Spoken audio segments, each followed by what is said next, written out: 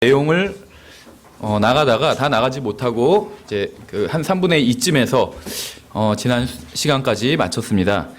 저희가 일과 내용에서 살펴본 것은 이제 하나님의 말씀, 이제 세대주의를 공부하는 목적이지만 더 넓게 본다면 하나님의 말씀을 공부하는 목적에 대해서 좀 살펴봤고, 두 번째는 이제 하나님의 말씀을 공부하는 사람의 태도에 대해서 살펴봤고, 세 번째 이제 문자적 해석과 세 가지 적용에 대해서 살펴보다가 이제 마쳤습니다. 오늘은 이어서 좀 살펴보도록 하겠습니다. 이 문자적 해석이라는 것은 사도 시대부터 있었던 것입니다. 이것은 또 천사들도 그렇게 해석을 했어요. 그래서 예수님께서 올라가신 그대로 다시 오실 것이라고 이렇게 천사들도 이야기를 했죠. 그래서 문자적 해석은 성경에 근거한 해석이고 사도 시대부터 쭉 있었던 해석입니다. 근데 이제 우리가 나중에 다음 학기에 교회사를 공부해 보면 알겠지만, 이 초기의 교회가 이제 배교를 하게 되죠. 그래서 이방 종교와 완전히 결탁하게 됩니다. 그래서 어떤 주도적인 역할을 이제 세상 어떤 역사에서 주도적인 역할을 차지하고, 소위 교회라고 불리는 이런 모임에서도 이제 다수를 차지하게 되어버립니다. 그래서 이제 로마 카톨릭 교회가 되어버리죠. 그러면서 이제 이 문자적 해석이 사라진 것처럼 보이지만, 실제 그때에도 예수님을 진실하게 믿었던 사람들은 다 문자적으로 성경을 해석하고 있었습니다. 그러다가 이제 종교개혁 당시에 다시 이 문자적 해석이 유행하게 돼요. 문자적 해석이 종교개혁 당시에 생겨난 것이 아니라 예전부터 쭉 있어 오다가 유행을 다시 하게 됩니다.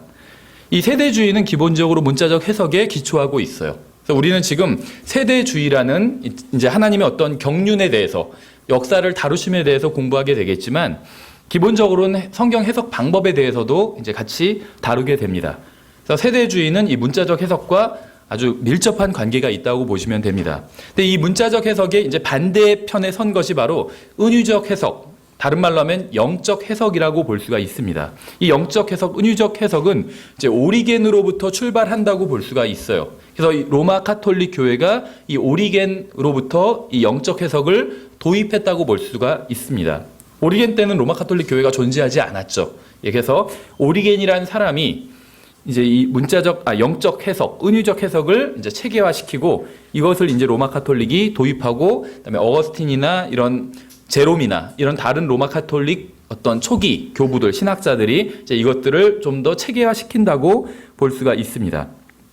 그래서 이 로마 카톨릭은 하나님의 왕국이 지상에 있는 교회라고 해석을 합니다. 그래서 성경에 나온 어떤 왕국에 대한 해석을 모두 다 교회에 적용을 한다는 것이에요. 그래서 그리스도의 문자적인 재림을 믿지 않습니다. 왜냐하면 이 예수님의 왕국, 하나님의 왕국은 기본적으로, 그러니까 여기서 말하는 건 이제 천년 왕국을 말하는 것인데, 이것은 예수 그리스도께서 재림하셔야지 지상에 세워지게 되죠.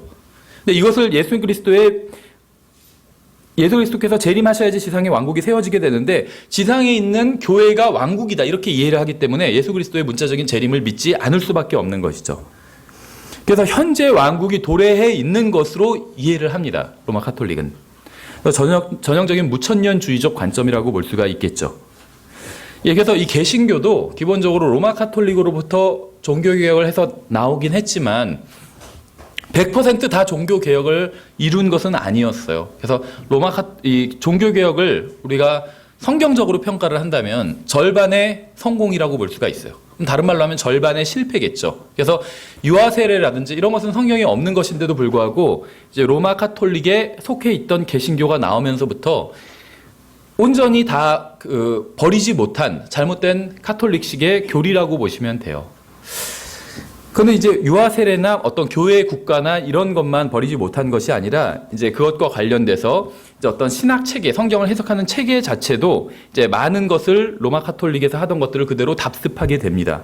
그래서 이제 개신교는 기본적으로 이제 언약 신학을 한다고 알려져 있는데, 이스라엘이 실패했기 때문에 교회가 약속의 땅을 상속받는다고 이렇게 이해를 하고 있어요. 그러니까 카톨릭이 성경을 해석하는 것과 기본적으로 같다고 보시면 됩니다. 그래서 구약의 예언이 교회에서 성취되었다고 믿어요.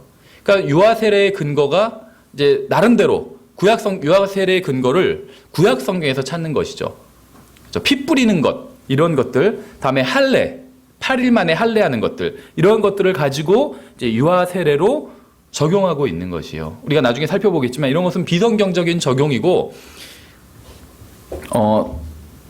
말이 되지 않는 거예요. 우리가 나중에 이제 거기에 대해서 좀 더 보도록 하겠습니다. 그래서 문자적인 처음에 이제 문자적인 재림을 믿었는데 이제 이것은 후천년주의적인 그런 관점을 가지고 있다가 이런 문자적인 재림을 믿긴 하지만 후천년주의적인 관점을 가지고 있기 때문에 교회가 재림을 준비한다고 이해를 하고 있습니다. 대부분의 이제 많은 개신교에서는. 그래서 이제 제일 대표적인 게 복음을 열심히 전하면, 그러니까 땅 끝까지 복음이 전해지면 그때 주님이 오신다. 이렇게 이해를 한다는 것이죠. 그래서 뭐 땅끝 선교회 뭐 이런 것도 있잖아요. 그러니까 취지는 나름대로 좋은데 이제 성경을 좀 잘못 해석해서 또 잘못 적용해서 내리게 된 결론이라고 볼 수가 있겠죠. 근데 이 세계대전 이후에는 무천년적으로 이해를 하는 경향이 있어요. 개신교에서도. 좀 더 카톨릭화 되었다고 볼 수가 있습니다. 예, 그래서 우리가 이제 지난 시간에 마지막으로 살펴봤던 것이 성경을 문자 그대로 받아들이지 않고 비유적으로 해석하는 가장 큰 이유는 불신 때문이라고 말씀을 드렸죠. 불신. 성경에 나온 기적을 도저히 믿을 수가 없는 거예요. 그래서 이것을 영적, 은유적, 비유적으로 해석한 것입니다. 두 번째 이유는 이 성경에 나온, 특히 구약 성경에 나온 물질적인 축복을 교회에 적용하기 위해서. 그러니까 지난번에 성경을 잘못 이해해서 무슨 뭐 단군상 목자루로 다닌다든지 아니면 뭐 사찰 땅 밟기 한다든지 이런 것이 하나님의 뜻대로 하는 것이다. 이렇게 생각하는 사람들이 있다고 말씀을 드렸는데 마찬가지예요. 구약 성경에 나오는 어떤 물질적인 축복을 교회에 적용하기 위해서 성경을 은유적, 영적, 비유적으로 이제 해석하기 시작했다는 것이에요. 여기서 가장 큰 성경을 문자적으로 해석하지 않는 가장 큰 이유는 이제 불신 때문이라고 보시면 됩니다. 성경에 기록된 표적과 기적을 믿지 않기 때문에 문자적으로 해석하지 않는 것이에요. 성경을 기록된 그대로 믿는다면 성경에 기록된 기적과 표적을 사실 그대로 실제했던 사건으로 믿어야 되는데 그렇게 하기가 힘든 사람들이 선택한 방법이 바로 영적 해석이라는 것입니다. 예를 들면 예수님께서는 빵 5덩어리와 물고기 2마리로 수천 명을 먹이셨다는 성경의 기록을 읽고는 이걸 받아들일 수가 없었던 거예요. 그래서 어린아이가 자신의 이익을 생각하지 않고 자신의 도시락을 내놓는 것을 보고 군중이 숨겨놨던 각자의 도시락을 내놓았기 때문에 수천 명이 먹을 수 있었다. 이런 식으로 해석한다는 것이죠. 그러니까 오병이어의 기적을 실제로 물고기 2마리와 빵 5덩어리였죠. 이것으로 수천 명이 먹었던 거예요. 평범한 물고기 2개와 2마리와 빵 5덩어리를 가지고 수천 명이 먹었던 것인데 이걸 도저히 받아들일 수가 없었던 거예요. 예수님의 기적을. 그러니까 둘러서 다른 식으로 해석해 버렸다는 것이죠. 아이가 자기 도시락을 꺼내놓는 걸 보고 다 혼자 먹으려고 숨겨놨던 저마다의 도시락을 양심에 찔려서 꺼내기 시작했다. 이런 식으로 한다는 거예요. 많은 사람들이 이런 식으로 해석합니다. 그래서 어떤 사회 복음 막 이런 데에 적용을 하고 있는 것이에요. 그렇죠. 그래서 성경의 기록에서 기적적인 요소를 모두 제거해 버리는 식으로 해석하기 위해서 문자 그대로 해석하지 않는 거예요. 그러나 이것은 성경의 기적을 믿지 못하는 불신이고 또 다른 성경 변개일 뿐입니다. 성경을 문자적으로 해석하지 않고 비유적, 은유적으로 해석하는 또 다른 이유는 문자적으로 기록된 유대인들에 관한 예언을 교회에 적용하기 위함입니다. 이렇게 함으로 지금 이 시대에서 교회가 물질적인 축복을 받기 위함이에요. 구약 성경에서는 유대인들에게 그들이 주님의 말씀을 순종했을 때 물질적인 복을 주시겠다는 약속이 있어요. 그렇죠. 많이 있는데 특히 신명기에 명확하게 나와 있죠. 주님의 말씀에 순종하면 나가도 복을 받고 뭐 들어와도 복을 받고 불순종하면 나가도 저주를 받고 들어와도 저주를 받고 이런 식의 말씀들이 있어요. 그런 식의 말씀들이 많이 있습니다. 구약 성경에. 근데 그 말씀은 유대인들에게 하셨던 말씀이었어요. 근데 그 말씀을 교회에게 적용하기 위해서 유대인과 교회는 둘 다 하나님의 백성이라는 공통점이 있잖아요. 그렇죠? 유대인과 교회는 차이점도 있지만 공통점도 있어요. 그래서 그것을 가지고 이제 여기서 말하는 어떤 유대인은 영적 유대인인 교회를 말하는 것이다. 이런 식으로 영적으로 해석하기 시작했다는 것이에요. 구약 성경에 나온 물질적인 축복을 교회에 적용하기 위해서. 그런데 신약 성경에서는 그리스도인들의 이런 물질적인 이 세상에서의 물질적인 축복을 약속하신 적이 없습니다. 그러니까 물질적으로 풍족하게 잘 사는 사람들은 하나님의 축복을 받은 거예요. 분명히. 그렇다고 해서 가난하게 사는 사람이 저주를 받은 것은 아닙니다. 구약 시대에는 그 부자는 축복받은 것이고 가난하게 사는 사람은 저주를 받은 거예요. 그 축복과 저주의 원인은 하나님의 말씀을 따랐는지 따르지 않았는지에 달려 있었다는 것이죠. 근데 지금은 그렇지 않아요. 오히려 경건하게 살고자 하는 사람은 잘 살게 될 것이다. 이런 말씀은 없어요. 박해를 받을 것이라고 말씀하고 있지. 그렇죠. 그래서 신약 성경에선 그리스도인들이 하나님 예수 그리스도를 제대로 믿는 사람들이 물질적인 축복을 누리게 될 것이다. 이런 말씀은 없어요. 그렇다고 누리지 못할 것이다. 뭐 이런 것도 아니에요. 그러니까는 물질적인 축복을 누릴 수도 있습니다. 그러나 그것은 하나님을 믿는 것과는 전혀 별개의 것이란 것이죠. 예전에 우리나라에서도 기독교인들이, 개신교인들이 그런 말들을 많이 했었죠. 미국이나 아니면 서구, 유럽이 잘 사는 이유는 다 기독교를 믿었기 때문이다. 이런 식으로 얘기하니까 당장 반론이 나오잖아요. 그럼 일본은 하니까 할 말이 없죠. 일본 잘 살지만 예수님을 믿지 않잖아요. 대부분의 그 사람들이. 그러니까 어떤 물질적인 풍요를 누리는 것과 하나님의 축복을 받는 것은 신약 성경에 있어서는 의미가 없다는 것입니다. 그렇죠. 그래서 구약 성경의 물질적인 복을 탐내는 사람들이 구약 성경을 신약의 그리스도인들에게 영적으로 적용하기 위해서 영적 해석을 들여온 것이에요. 그래서 아까 말씀드렸던 이 어거스틴 같은 사람이 지은 책 중에 The City of God이라는 책이 있어요. 신국론 이런 식으로 번역됐는데 여기선 다 이런 내용을 다루고 있습니다. 어떤 구약 성경에서 말씀하시는 물질적인 복, 또 왕국에 대한 것을 이제 신약의 교회에 적용한 것으로 이제 내용이 가득 차 있어요. 그러니까 뭐 어거스틴이 전체가 다 잘못됐다 이렇게 얘기하는 것은 아니지만 이 사람의 신학 사상 자체는 굉장히 비성경적인 그런 사상에 기초하고 있었습니다. 성경은 문자적으로 해석해야 하지만 성경을 적용하는 데는 세 가지로 적용할 수가 있어요. 그러니까 문자적으로 해석해야 한다고 해서 적용도 문자적으로만 하는 것으로 끝난다 이렇게 본다면 성경이 굉장히 무미건조한 책이 될 수가 있습니다. 그렇죠. 구약 성경의 대부분, 다는 아니지만 대부분은 신약 성경의 그리스도인들에게 적용이 문자적으로 적용되지는 않습니다. 그럼에도 불구하고 구약 성경이 의미가 있는 것은 영적으로 우리에게 적용할 수가 있기 때문에 우리의 실제 생활과 의미가 있다고 얘기할 수가 있겠죠. 그래서 우리가 성경을 해석할 때는 한 가지 해석밖에 없어요. 문자적 해석. 그렇지만 적용을 할 때는 세 가지로 적용할 수가 있습니다. 첫 번째는 역사적 적용이고 두 번째는 교리적 적용인데 다른 말로 하면 예언적 적용이라고 볼 수가 있어요. 교리적 적용, 예언적 적용은 같은 것입니다. 세 번째는 이제 영적 적용입니다. 이렇게 세 가지로 이제 성경을 적용할 수가 있어요. 성경의 구절은 이 구절이 기록된 역사적인 고유한 위치가 있습니다. 그래서 성경은 기본적으로 예언의 책이지만 지나간 역사를 기록한 역사책이기도 합니다. 이 세상의 역사책들은 대부분 승자의 기록이죠. 따라서 오류가 있을 수밖에 없죠. 그런데 성경은 이 세상에서 오류가 없는 유일한 역사책입니다. 성경에는 그 기록자의 죄도 예외 없이 기록되어 있다는 것이 이 성경이 인간적인 견해가 배제된 책이라는 사실을 증거하는 것이죠. 식당이나 어떤 가게에 가게 되면 가장 많이 볼 수 있는 성경 구절이 있어요. 뭔지 아세요? 네, 욥기 8장 7절이에요. 흠정의 성경이 이렇게 되죠. 비록 내 시작은 작을지라도 내 마지막 끝은 심히 크게 되리라. 개역성경에서 내 시작은 미약하였으나 내 나중은 심히 창대하리라 이렇게 되어 있죠. 교회 다니는 사람이 가게를 이제 연다고 하면 이런 구절이 적혀 있는 액자를 이제 선물하곤 합니다. 근데 문제는 무엇일까요? 시작이 미약하긴 한데 끝이 별로 창대하지 않다는 거. 이게 문제겠죠. 그렇지 않나요? 어떤 경우에는 오히려 시작이 창대한데 끝이 미약한 경우도 있어요. 반대로. 그렇죠. 예전에 저희도 오래전에 가게를 한 적이 있었는데 저희 가게도 그랬어요. 50평으로 시작했다가 25평으로 마감을 했어요. 뭔가 문제가 있는 거죠. 하나님의 말씀인 성경에 기록되어 있는데 그대로 되지 않은 거예요. 뭔가 문제가 있는 것입니다. 무엇이 문제일까요?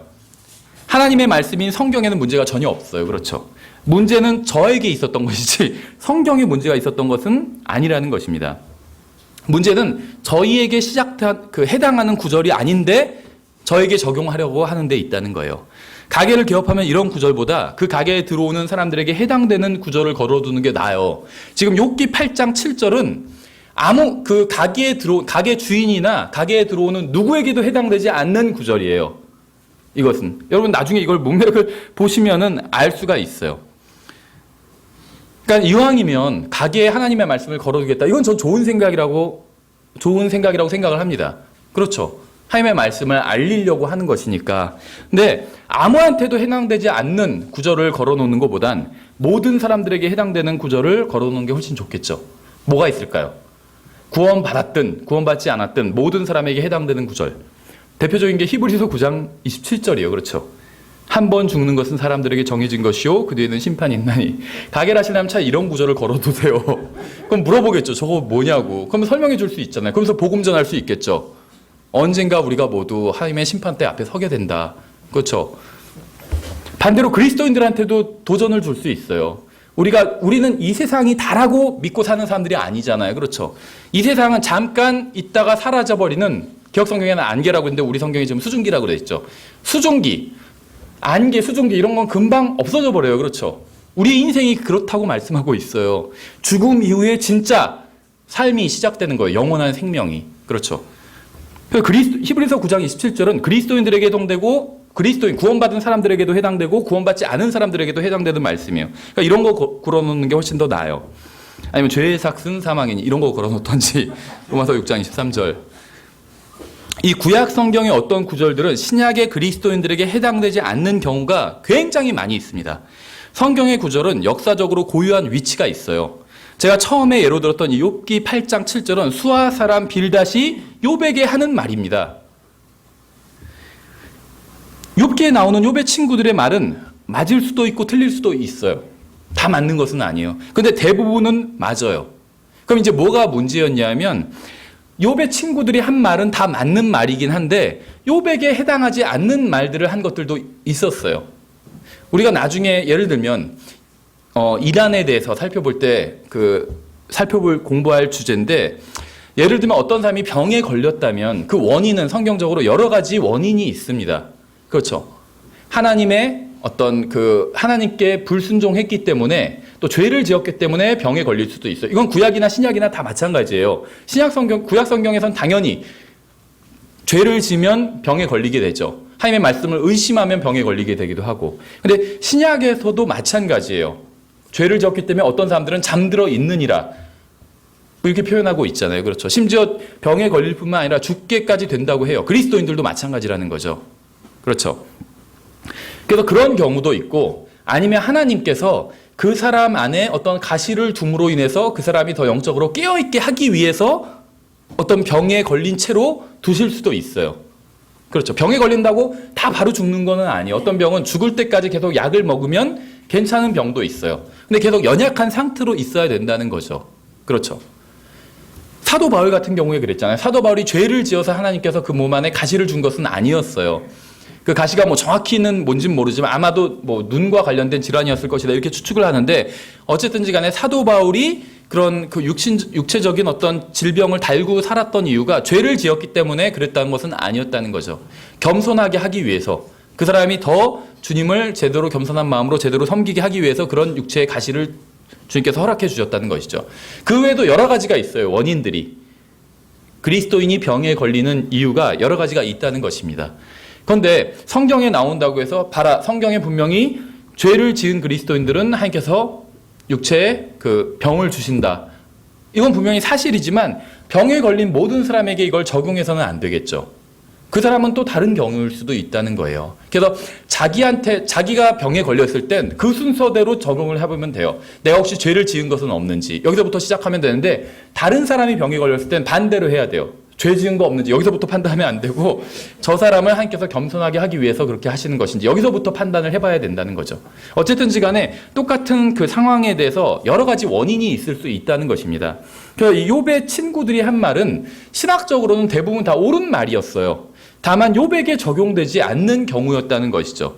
그렇죠? 그래서 욥의 친구들의 말은 다른 부분에 나온 하나님의 말씀과 비교를 해봐야 됩니다. 그들이 하나님에 대해 한 말은 대부분 맞는 말이지만 욥과는 상관이 없는 말이었어요. 즉 욥의 친구들의 문제는 해석이 아닌 적용에 있었다는 거예요. 하나님의 말씀, 하나님에 대한 지식을 가지고 있었어요. 그런데 이것을 잘못 적용했다는 거예요. 욥의 케이스는 그런 경우가 아니었죠. 그래서 나중에 엘리후가 나와서 이제 하나님에 대해서 이야기를 하고 이 원인에 대해서 얘기하고, 나중에는 하나님께서 등장하셔서 이야기를 하시면서 욥의 친구들이 잘못했다. 그렇게 하나님의 친구들이 직접적으로 말씀을 하시죠. 예, 그래서 그 욥의 친구들이 한 말 자체가 갖고 있었던 어떤 하나님에 대한 생각 자체가 다 틀렸다는 것이 아니라 적용을 잘못했다는 것입니다. 적용을. 성경은 교리적인 책입니다. 여기서 교리라고 하는 것은 대부분 예언과 관련이 있어요. 성경의 모든 구절들은 특정한 부류의 사람들을 향해서 기록되어 있습니다. 성경의 대부분 구절들, 모든 구절들은 특정한 부류의 사람들을 향해서 기록되어 있어요. 그래서 기록된 대상을 왜곡해서 해석하면 거짓된 교리를 만들게 됩니다. 디모데후서 3장 16절에서 이렇게 말씀하고 있죠. 모든 성경 기록은 하나님의 영감으로 주신 것으로 교리와 책망과 바로잡음과 의로 교육하기에 유익하니 이렇게 말씀하고 있어요. 단순히 성경의 일부분이 교리를 위해서 주어졌다고 말씀하고 있지 않고 모든 성경 기록이 교리를 위해서 주어졌다고 말씀하고 있죠. 그래서 교리는 특정한 진리에 대한 가르침입니다. 특정한 진리에 대한 가르침. 어떤 진리들을 모아놓으면 하나의 교리가 된다는 거예요. 우리가 주의할 것은 성경에 기록된 모든 교리가 우리에 관한 것은 아니라는 것이에요. 예를 들면 대환란에 관한 교리가 있어요. 이것은 그리스도인, 교회인 그리스도인과는 관련이 없다는 것입니다. 아니면 예를 들면 간극 이론에 관한 교리도 있죠. 간극에 관한 교리. 이것도 교회인 그리스도인과는 관련이 없습니다. 성경 여기저기에는 우리와 직접적인 상관이 없는 교리도 많이 기록되어 있습니다. 그렇다면 우리와 상관없는 교리들을 공부할 필요가 없느냐 하는 질문을 할 수 있겠죠. 다시 디모데후서 3장 16절을 보면 모든 성경 기록은 하나님의 영감으로 주신 것으로 의로 교육하기에 유익하다고 말씀하고 있어요. 우리에게 해당되지 않는 교리도 우리에게 유익을 줄 수 있다는 것입니다. 그렇죠. 모든 성경 기록이 우리에게 교리적으로 해당되지는 않지만 우리에게 유익을 주는 하나님의 말씀이라는 것이요. 성경은 영적인 책입니다. 그러므로 우리는 성경을 영적으로 적용할 수 있습니다. 영적으로 해석하면 안 되지만 적용할 수는 있다는 거예요. 어떤 구절이 역사적으로나 교리적으로 우리에게 해당되지 않는다 할지라도 그것이 우리에게 영적인 유익을 줄 수는 있다는 겁니다. 예를 들면 시편 22편 1절을 한번 보겠습니다. 시편 22편 1절. 시편 22편 1절을 보시면 이 구절이 역사적으로, 교리적으로 그리고 영적으로 어떻게 적용되는지 한번 생각을 해보도록 하겠습니다. 시편 22편 1절을 보시면 이렇게 되어 있죠. 나의 하나님이여 나의 하나님이여 어찌하여 나를 버리셨나이까. 어찌하여 나를 돕는 일로부터 또 나의 울부짖는 말로부터 멀리 떨어져 계시나이까. 이건 우리가 잘 아는 구절이에요. 그렇죠? 왜냐하면 복음서에서도 예수님께서 이 말씀을 십자가 위에서 인용을 하십니다. 그래서 이 시편 22편 같은 경우에는 보통 메시아 시편이라고 알려져 있어요. 그렇죠? 그래서 성경을 해석하는 것을 보면 예수님께서 이 말씀이 자기에 대한 말씀이라고 지금 인용을 하고 계시잖아요. 그러니까 이 말씀은 분명히 예수님에 관한 말씀인 것은 맞습니다. 그런데 이제 이것을 역사적으로 적용해 본다면 다윗이 기록한 것이고 다윗에게 적용이 되는 것입니다. 우리가 다 다윗의 생애를 살펴볼 수는 없겠지만 다윗이 고난받던 시절에 이 시편을 기록을 했겠죠. 다윗은 자신을 염두에 두고 이것을 기록했습니다. 그렇죠. 다윗이 어려움에 처했을 때 하나님께서 자신을 버리셨다고 생각하고 기록한 것이에요. 그래서 이 말씀을 적용을 하면 역사적으로는 다윗에게 해당이 됩니다. 다윗에게 적용시킬 수가 있어요. 근데 교리적으로는 이것은 예수님께 해당이 된다고 볼 수가 있겠죠. 마태복음 27장 46절에서 바로 인용하고 있죠. 9시쯤에 예수님께서 큰 소리로 외쳐 이르시되 엘리 엘리 라마 사박다니 하시니 이것은 곧 나의 하나님이여 나의 하나님이여 어찌하여 나를 버리셨나이까 하는 말이라. 이것은 예수 그리스도께서 우리를 대신해서 하나님 앞에서 죄가 되어 하나님으로부터 단절되는 대속의 교리를 보여주는 말씀이에요. 그렇죠. 우리를 위해서 단지 죄인이 되신 것이 아니라 죄가 되셨다고 말씀하고 있어요. 그래서 예수님께서는 우리를 위해서 죄가 되셨어요. 죄. 정말 놀랍지 않아요? 우리를 위해서 죄인이 되신 게 아니에요. 우리를 위해서 죄가 되신 거예요. 전 그걸 볼 때마다 이 얘기가 생각나더라고요. 우리가 죄는 미워해도 죄인은 미워하지 말자 이런 얘기가 있잖아요. 그렇죠? 어떤 사람은 반대 얘기도 하더라고요. 죄인은 미워해도 죄는 미워하지 말. 죄는 괜찮은데 죄인이 더 싫다는 거예요. 그 사람이 더 얄밉다고 이렇게 얘기하는 사람도 있지만 보통은 어쩔 수 없이 죄를 짓는 건 없겠지만 또 그렇게 보이는 사람들도 있잖아요. 그렇죠? 죄를 졌는데 알고 보니까 너무 힘든 그런 상황이 있었어요. 예를 들면 누가 물건을 훔쳐요. 그건 굉장히 잘못된 거죠. 물건을 훔친다는 거는 그걸 정당화할 수는 없어요. 어떤 경우에 있어서도. 근데 그 사람을 붙잡아 놓고 보니까 아기가 있는데 분유 살 돈이 없어서 분유를 훔쳤다고 하는 사람도 있어요. 어떤 사람은 너무 배가 고픈데 고기를 한 번도 먹어본 적이 없어서 참치캔을 훔쳤다는 기사를 본 적도 있어요. 그러니까 잡은 경찰이 참치캔 선물 세트를 하나 사주더라고요. 먹으라고. 그러니까 죄는 미워하지만 절도라는 죄는 미워하지만 죄인을 미워하지 않았던 거죠. 우린 충분히 이해가 가요. 못하러 저런 놈 참치캔을 사주냐 이렇게 한 사람은 아마 적을 거예요. 이해가 가요. 얼마나 힘들었으면 그랬을까 하고. 그래서 죄인에 대해선 좀 관대한 마음을 갖는 사람들도 많이 있습니다. 그것이 뭐 다 나쁘다고 할 수는 없어요. 그런데 예수님께서는 우리를 위해서 죄인이 되신 것이 아니라 죄가 되셨어요. 그렇기 때문에 하나님으로부터 완전히 철저하게 버림을 받은 것입니다. 그 삼위일체 하나님, 지금 우리가 첫째 시간에 기독론을 배우잖아요. 삼위일체 하나님께서 어떤 교제를 나누셨겠어요? 그렇죠. 한 하나님 안에 세 분이 계신 거잖아요. 세 분, 성경은 세 분이라고 요한일서 5장 7절에서 분명히 말씀하고 있죠. 한 하나님 안, 하나님은 한 분인데 한 하나님 안에 세 분이 계신 거예요. 그렇죠. 어떨 땐 물로 있고 어떨 때는 얼음으로 있고 어떨 때는 수증기로 있는 그런 것이 아니라 한 하나님 안에 동시에 세 분이 계신 거예요. 요한일서 5장 7절에 그렇게 분명히 기록하고 있어요. 얼마나 놀라운 교제 가운데 계셨겠어요. 한 하나님으로 계시면서. 근데 우리를 위해서 죄가 되셔서 하나님으로부터, 아버지 하나님으로부터 완전히 버림을 받으신 거예요. 그렇죠. 그래서 이것은 이제 교리적으로는 예수 그리스도께 적용이 될 수가 있어요. 교리적으로는. 근데 이것을 이제 다른 말로 하면 영적으로는 예수님께 적용될 수 있다. 또 이렇게 볼 수가 있겠죠. 그러니까 예언적으로는 예수님께 적용될 수 있겠다. 이렇게 볼 수가 있겠죠. 왜냐하면 다윗이 자신이 이것을 알고 기록했는지 모르고 기록했는지는 모르지만 결과적으로 다윗이 시편 22편을 기록하면서 자기를 염두에 두고 기록했겠지만 이것은 예언이 되어 버렸죠. 그래서 이 시편과 뭐 욥기나 시편이나 아니면 잠언이나 이런 것들은 예언이 그냥 시가 기록된 것이 아니라 예언이 시적인 형태 또 잠언, 교훈의 형태로 기록된 것이라고 보시면 돼요. 성경은 기본적으로 예언의 책입니다. 예수 그리스도에 관해서 이야기하고 있는 예언의 책이에요. 근데 시편은 이것이 시적인 형태로 기록되어 있을 뿐이에요. 그걸 어떻게 알 수 있느냐? 우리가 봤을 땐 이걸 만약에 예수님께서 마태복음에서 이 말씀을 인용하지 않으셨다면 우리는 이것이 메시아 시편인지 알지 못했을 거예요. 그렇죠? 다윗에 대한 이야기라고 생각하지. 그런데 이것을 예수님께서 자신이 인용하셨잖아요. 이것을 그러니까는 하나님께서는 이 시편 22편 1절을 기록한 것은 다윗입니다. 그러나 이것의 저자는 하나님이세요. 그렇기 때문에 우리가 이 성경을 하나님의 말씀이라고 부를 수가 있죠. 성경은 40명 정도의 인간 기록자들이 기록을 했습니다. 그렇지만 성경의 저자는 하나님이에요. 기록자는 사람이지만. 그렇죠. 그래서 다윗이 성경을 기록할 땐 예언적인 것까지 염두에 두지 못하고 기록을 했을 수 있습니다. 그러니까 구약 성경 같은 경우에 신약 성경도 마찬가지지만 구약 성경 같은 경우에 이제 많은 경우에 있어서 성경을 기록한 사람들은 자신들이 무엇을 기록했는지도 모르고 기록한 경우들이 많이 있어요. 신약 성경에 그 내용이 나옵니다. 하지만 그러니까 자기들은 지금 자기들이 기록한 내용이 무엇인지도 모르고 기록을 했는데 이제 나중에 성경을 성경으로 비교해보고 신약 성경에서 성취되는 것을 보면 그것이 이제 예언적으로 예수 그리스도의 초림과 또 재림과 관련해서 성취되는 것을 우리가 볼 수 있는 것이죠. 그래서 역사적 시편 22편 1절을 역사적으로 적용하면 이것은 다윗에 관한 것이에요. 근데 교리적 예언적으로 적용하면 예수 그리스도에 관한 것입니다. 이제 세 번째는 영적으로 적용을 하면 이것은 하나님과 관계를 맺는 모든 사람들에게 적용할 수가 있어요.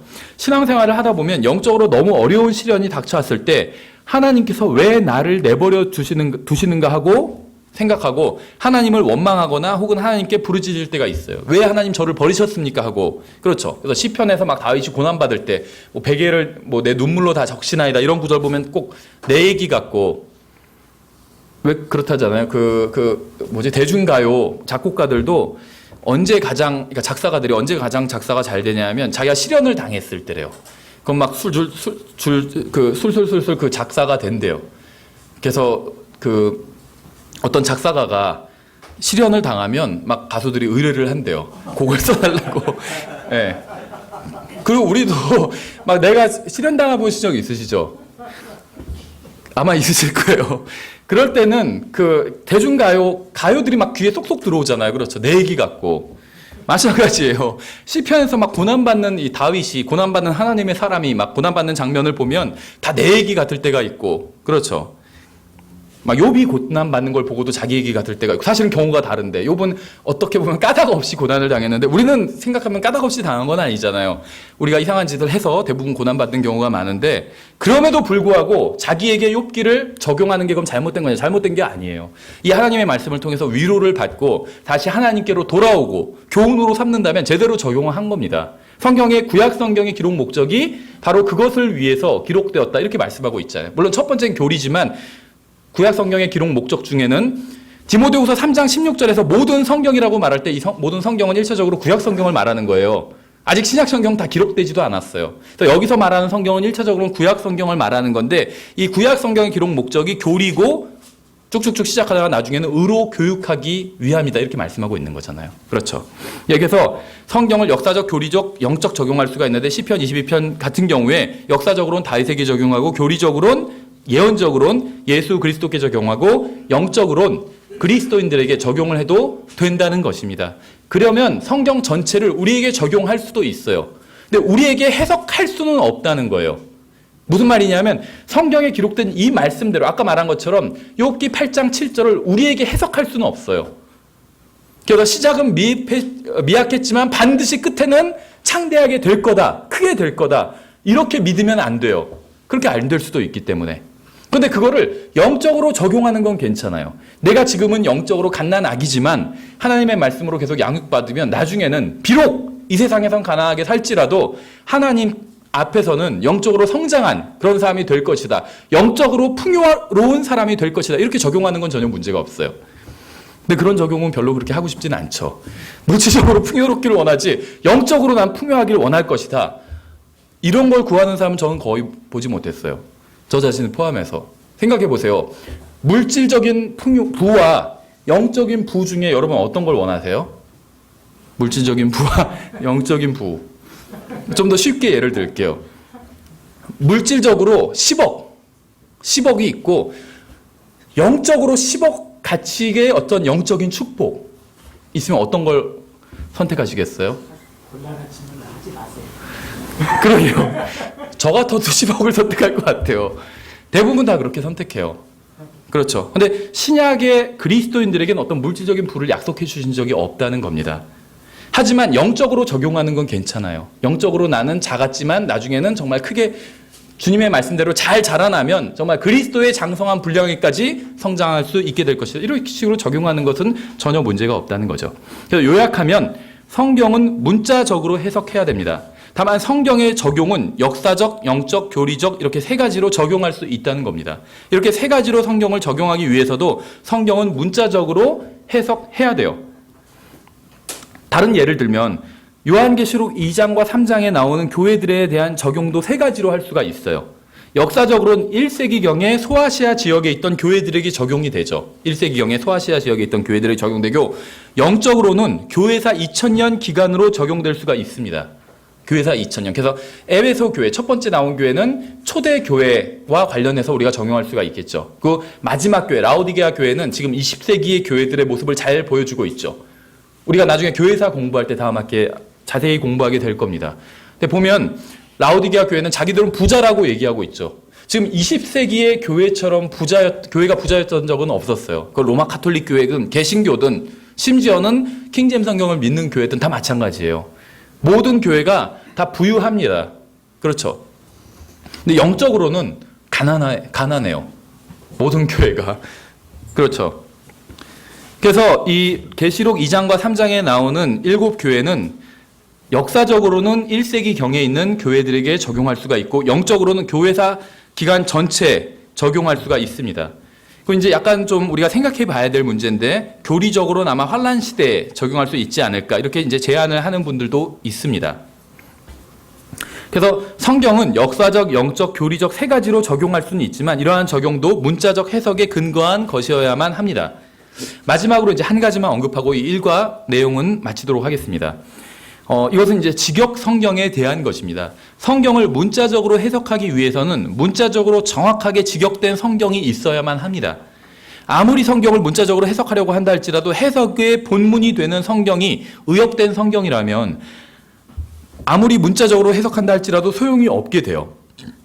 그래서 문자적 해석은 직역된 성경을 전제로 한다는 것입니다. 그러니까 무슨 말이냐면 성경, 우리가 보는 성경이 100% 옳다, 전혀 오류가 없다라는 거를 전제하고 문자적으로 해석한다는 거예요. 오류가 있다면 이거 문자적으로 해석해봐야 의미가 없어요. 그렇죠. 지난번에 말씀드린 것처럼 마치 설명서를,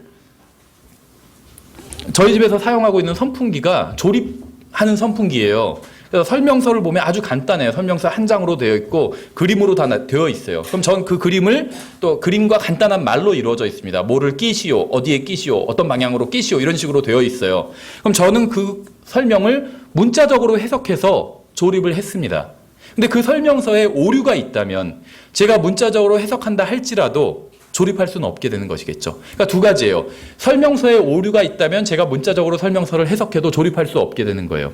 설명서는 옳지만 제가 영적으로 해석한다면 여기에 날개를 끼라고 했지만 이건 날개를 말하는 건 아닐 거야, 막 이러면서 또 엉뚱하게 해석한다면 조립할 수 없게 되는 것이겠죠. 예, 그래서 우리가 문자적으로 성경을 해석한다는 것은 성경이 100% 옳다, 성경엔 오류가 없다, 이러한 전제를 가지고 성경을 해석한다는 것입니다. 따라서 우리는 성경을 연구하고 해석함에 있어서 원문을 그대로 직역한 성경인 킹제임스 성경이 하나님의 온전한 말씀이라는 전제를 갖고 시작할 것입니다. 다시 말하면 킹제임스 성경에는 오류가 없다는 전제를 가지고 시작할 것이에요. 성경에는 모든 해답이 준비되어 있습니다. 그러니까 성경은 이 세상에 있는 모든 문제를 다 다루고 있지는 않지만 우리가 알아야 될 모든 문제는 충분히 다 다루고 있어요. 그래서 우리가 원하기만 하면 언제든지 하나님의 말씀에 감동받을 수 있고 변화받을 수 있습니다. 원하기만 하면 하나님의 말씀으로 충만할 수 있고 하나님의 뜻에 부합하는 사람이 될 수 있고 하나님께 인정받는 사람이 될 수 있어요. 하나님의 말씀을 바르게 나누어 연구한다면 그렇게 될 수 있다는 겁니다. 하나님께 인정받는 사람인가요, 여러분은? 하나님께 인정받는 사람이 되기를 원하시나요? 그렇다면 성경을 연구하셔야 돼요. 예, 오늘 이제는 이과 내용을 들어가도록 하겠습니다. 이과는 보시는 대로 이제 세대주의의 정의와 구분 해서 대략적인 어떤 큰 그림을 한번 그려보도록 하겠습니다. 한 가지 이제 당부 말씀을 드리면 처음부터 모든 것을 다 다룰 수는 없어요. 그렇죠. 총론을 다루고 강론으로 넘어가고 보통 학문이 그렇잖아요. 그래서 처음부터 모든 것을 다 다룰 수는 없습니다. 그래서 기존의 세대주의를 공부한 사람이라면 강의를 들으면서 어떤 의문사항이 생길 수 있어요.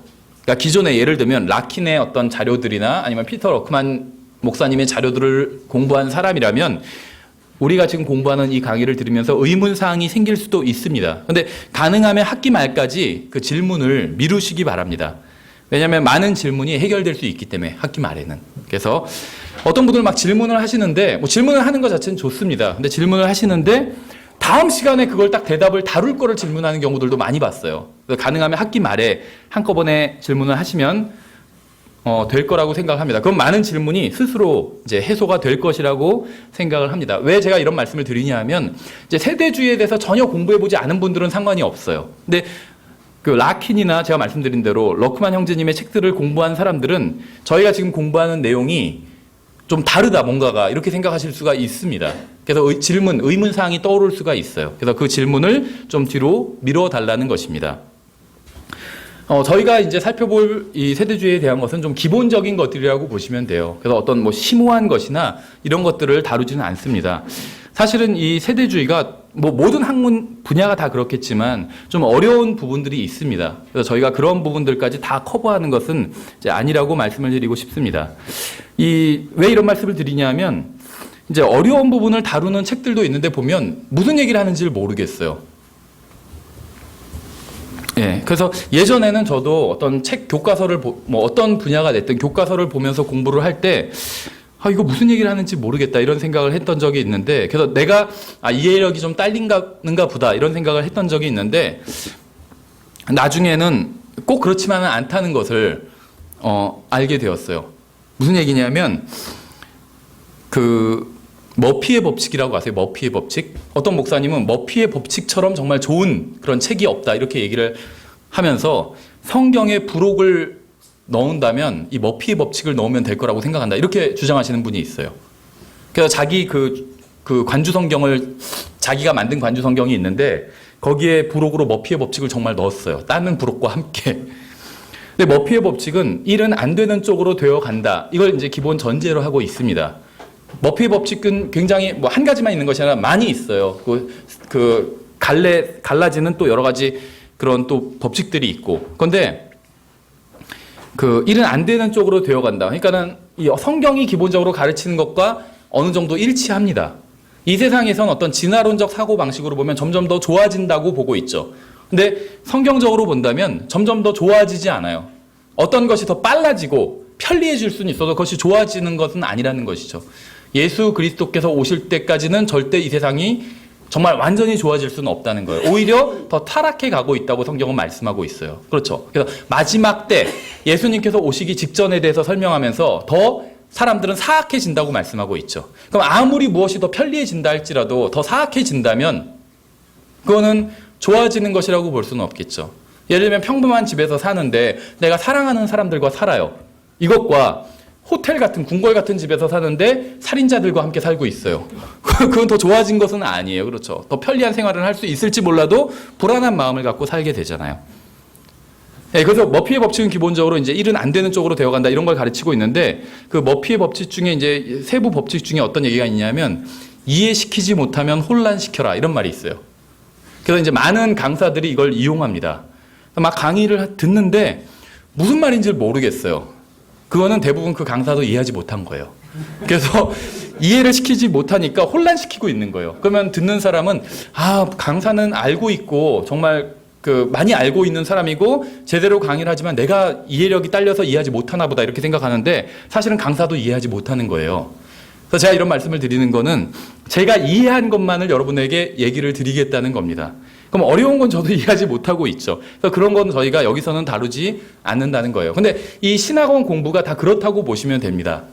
이제 다 그런 것은 아니지만 여러분 중에는 이제 사역을 하시기 위해서 교회를 개척하거나 아니면 교회에서 이제 일꾼으로서 사역자가 되기 위해서 이 신학원에서 공부하시는 분들도 있습니다. 그럼 저희가 3년 과정이잖아요. 3년 6학기 과정인데 여기서 공부를 다 하면 사역자로서 알아야 될 모든 것을 다 배운 것이다. 라는 것은 절대 아니라는 것이죠. 그럼 여기서 왜 공부를 하냐 하면 여기서 공부를 하면 사역자로서 알아야 될 최소한의 것만 공부한 거예요. 최소한. 그럼 그 다음엔 어떻게 해야 되냐면 여러분이 스스로 공부를 해 나가야 되는데 그럼 여기서는 어떤 것을 가르치고 있냐면 또 다른 얘기를 하면 여기서 가르치는 게 다 100% 다 맞다라는 것도 아니에요. 특히 제 강의에 있어서는 그래요. 지금 저희가 신학원이 이제 8년째 하고 있습니다. 그런데 세대주의도 3번째 하고 있어요, 지금. 그런데 예전에 가르치던 것과 바뀐 내용도 있습니다. 심지어. 이게 아주 중요한 부분은 아니지만, 작은 부분에 있어서는. 그래서, 그럼 여러분이 이 신학원 수업을 왜 듣느냐? 이게 100% 옳은 것도 아닌데, 100% 옳은 사람은 없어요, 이 세상에. 그렇죠. 여기 신학원 포함해서, 신학원에서 가르치는 모든 사람 포함해서, 100% 옳은 사람은 아무도 없습니다. 예수 그리스도밖에 없어요. 이 성경밖에 없고. 그럼에도 불구하고 여기서 배우는 이유는 이제 이런 식으로 성경을 바라보고 공부하면 된다. 이런 원리에 대해서 배운다고 보시면 됩니다. 그래서 성경을 공부하는 데는 2가지 방법이 있어요. 2가지 방법. 하나는 성경을 내가 직접 공부하는 것이에요. 직접 공부하는 것. 그런데 성경을 어떻게 공부하는지 배워본 적이 없으면 모를 수가 있겠죠. 그래서 하나님께서는 에베소서 4장 11절에 보시면 목사 겸 교사라고 번역했는데 목사 겸 교사를 교회에 선물로 주셨다고 말씀하고 있어요.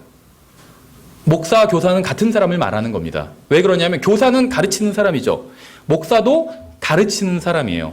하나님의 말씀의 꼴로 양떼를 먹이는 사람이잖아요. 그럼 성경을 가르치는 일이에요. 먹이는 일이. 그래서 그 하나님께서 세우신 목사 겸 교사를 통해서 또 다른 정말 성경 교사를 통해서 성경을 배우는 것. 이것이 성경 공부죠.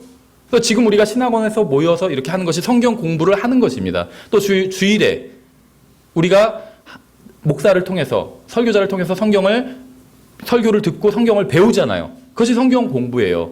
또 수요일에도 성경 공부를 하죠. 그럼 이제 그것만 하면 나는 집에서는 성경 공부 안 해도 된다. 그것이 아니에요. 성경을 교회에 와서 다른 성경 하나님께서 세우신 어떤 다른 성경 교사로부터 성경을 배우는 게 있어야 되고, 두 번째는 스스로 성경을 공부해야 됩니다. 스스로 해야 돼요. 그래서 스스로 성경을, 여러분은 성경을 평생 연구해야 돼요. 평생 공부해야 되고, 신학원은 3년 과정이지만 여러분 스스로 성경을 연구하는 데 있어서는 3년 과정이 아니에요. 평생이에요. 근데 이 신학원에선 여러분이 평생 성경을 개인적으로 연구하기 위한 준비 작업을 하는 것이라고 보시면 됩니다. 그래서 우리가 어려운 내용을 다루지는 않고 기본적인 어떤 원칙들, 기본적인 것만을 다룬다고 보시면 돼요. 예, 그래서 우리가 하나님의 말씀을 연구하는 이유는 하나님께 인정을 받고 그리스도의 장성한 분량에까지 성장하기 위함입니다. 그러니까 하나님의 말씀을 공부하는 첫 번째 이유는 영적으로 우리가 성장해서 하나님께 인정받기 위함이라는 거예요. 그렇죠? 두 번째 이유는 하나님께서 우리에게 진리의 지식을 알려주시는 또 다른 이유는 다른 사람들을 정죄하거나 비판하기 위함이 아니라 세워주기 위함입니다. 그러니까 성경을 연구하는 목적은 나 자신이 하나님 앞에서 바르게 서고 또 다른 사람이 바르게 설 수 있도록 도와주는 일. 그 사람한테 넌 왜 그런 것도 몰라 하고 비판하거나 그런 이유가 아니라 다른 사람을 바르게 세워주기 위해서 성경을 연구한다는 것이죠. 이러한 사실을 기억하면서 이제 세대주의, 특히 세대주의란 말이 영어로는 dispensationalism인데 이것이 무엇인지 좀 살펴보도록 하겠습니다.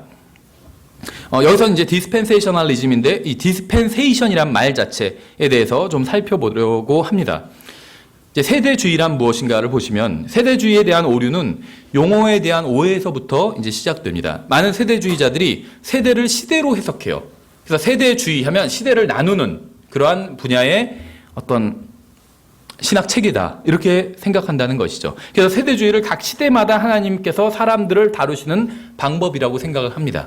이것도 뭐 100% 잘못됐다는 건 아니지만 이것이 세대주의의 어떤 첫 번째 의미는 아니라는 거예요. 세대주의, dispensationalism이란 말에서 우리가 흔히 세대라고 부르는 말은 이 세대라고 부르는 말을 성경은 일반적으로 경륜이라고 부르고 있어요. dispensation을 세대라고 하지 않고 경륜이라고 합니다. 성경은. 따라서 세대주의는 정확히 얘기한다면 경륜주의 이렇게 말을 해야 되겠죠. 근데 이제 이미 기독교계에서 이 세대주의란 말이 널리 쓰이고 있기 때문에 우리도 이 용어를 바꾸지는 않고 그대로 그냥 세대주의라는 말을 사용하도록 하겠습니다. 근데 이제 세대주의라고 하면 이것의 뜻은 경륜주의라는 의미라고 보시면 돼요. 먼저 성경에서는 경륜에 대해서 무엇이라고 말씀하고 있는지, dispensation에 대해서 무엇이라고 말씀하고 있는지 살펴보도록 하겠습니다. 이 dispensation이란 말은 성경에 나오는 말입니다. 그래서 경륜이란 말, dispensation이라는 말은 성경에서는 이제 주로 dispense 뭐 이런 식으로 나오는데 이 dispense 그러니까 나눠주다라는 말에서 유래를 했어요. 그러니까 경륜이란 말은 나눠주다라는 말에서 유래했다고 보시면 돼요. 그래서 경륜의 의미는 무엇인가를 나누어 주는 것이라고 볼 수가 있어요. 나누어 주는 것. 그래서 무엇인가를 나누어 주는 것에서 무엇은 물질적인 것과 영적인 것 모두를 포함하고 있어요. 그래서 물질적인 것 혹은 영적인 무엇인가를 나누어 주는 것. 이것이 세대주의다. 이렇게 보시면 된다는 겁니다. 하나님께서는 생명, 은혜, 구원 등을 나눠 주셨고 율법과 복음을 나눠 주셨습니다. 그렇죠. 하나님께서 우리에게 주신 물질적인 것, 그러니까 우리가 가지고 있는 물질적인 것은 다 하나님께로부터 받은 거예요. 마찬가지로 우리가 받은 영적인 것, 생명과 구원과 이런 거 영적인 것들이죠. 이런 것들도 다 하나님께로부터 받은 것입니다. 그래서 하나님께서 이런 것들을 나눠주셨어요. 그래서 이러한 것을 인간에게 나눠주시는 것을 하나님의 경륜적 행위라고 할 수가 있습니다. 경륜적 행위. 다른 말로 하면 하나님께서 나누어 주셨다. 이렇게 얘기할 수가 있어요. 분배. 이렇게 얘기할 수가 있겠죠. 분배. 그래서 성경적 의미에서 보면 경륜은 시대를 의미하는 것은 아닙니다. 경륜이 시대와 전혀 관련이 없다고 할 수는 없지만 성경에서는 시대의 의미로 경륜을 사용하고 있지는 않아요. 먼저 에베소서 3장을 보겠습니다. 에베소서 3장. 그러니까 많은 세대주의자들이 경륜을 시대라고 의미해요. 그래서 세대주의라고 하면 시대를 나누는 것 이렇게 의미를 하지만 성경적으로 보면 꼭 그렇지는 않다는 겁니다. 그 의미도 포함되어 있지만 그것이 이제 첫 번째 의미는 아니라는 거예요. 에베소서 3장을 보시면 1절부터 한번 같이 보겠습니다. 에베소서 3장 1절부터 이런 까닭에 너희 이방인들을 위해 예수 그리스도의 갇힌 자 된 나 바울이 말하노니 너희를 위해 내게 주신 하나님의 은혜의 경륜을 너희가 들었느니라. 이렇게 말씀하고 있죠. 너희를 위해 내게 주신 하나님의 은혜의 경륜을 너희가 들었느니라. The dispensation of the grace of God 이렇게 돼 있어요. 영어로는. 계속 읽어보면 곧 계시로 그분께서 내게 그 신비를 알리셨나니 그것은 내가 전에 몇 마디 적은 것과 같으니라. 그것으로 말미암아 너희가 읽을 때 그리스도의 신비에 대하여 내가 알고 있는 바를 깨닫게 되리라. 그분께서는 이제 자신의 거룩한 사도들과 대언자들에게 성령을 통해 이 신비를 계시하신 것 같이 다른 시대들에서는 사람들의 아들들에게 그것을 알리지 아니하셨는데 이 신비는 곧 복음으로 말미암아 이방인들이 그리스도 안에서 동료 상속자가 되고 같은 몸에 속하게 되며 그분의 약속에 참여하는 자가 된다는 것이라. 내게 주신 하나님의 은혜의 선물에 따라 그분의 권능이 효력 있게 활동함을 힘입어 내가 이 복음의 사역자가 되었노라. 그분께서 모든 성도 가운데 가장 작은 자보다 더 작은 나에게 이 은혜를 주신 것은, 이 은혜가 이제 앞에 말하는 경륜을 말하는 거죠. 헤아릴 수 없는 그리스도의 부유함을 내가 이방인들 가운데 선포하게 하고 또 예수 그리스도에 의해 모든 것을 창조하신 하나님 안에 세상이 시작된 이래로 감춰져 온 이 신비에 참여하는 것이 무엇인지 모든 사람들이 보게 하려 하심이라. 그 목적은 이제 교회를 사용하사 하늘의 처소들에 있는 정사들과 권능들에게 하나님의 갖가지 지혜를 알게 하려 하심이라. 이렇게 말씀하고 있어요. 여기서 나오는 하나님의 은혜의 경륜을 많은 세대주의자들은 하나님의 은혜의 시대라고 이렇게 생각을 합니다. 그러니까 문맥을 보면 여기서 말하는 경륜은 결코 시대를 의미하지 않음을 볼 수 있어요. 바울은 하나님의 은혜의 경륜을 이 은혜라고 부르고 있어요. 이 은혜.